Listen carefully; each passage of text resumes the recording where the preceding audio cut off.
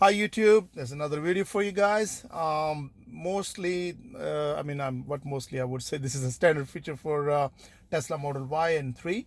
If you look at my steering wheel right here, on the right side there's a little mouse wheel, so I can push this.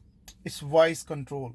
So let's say, for example, I push this and I will just give you a demonstration how it works.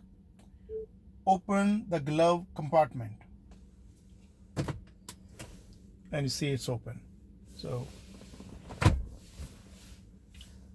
now same thing for example, using the GPS or navigation, how you're gonna. So if you see right here, home screen, you see navigate, so you press here, or we can push this. Let's say, for example, take me to Reagan National Airport. There you go. And all the directions are there.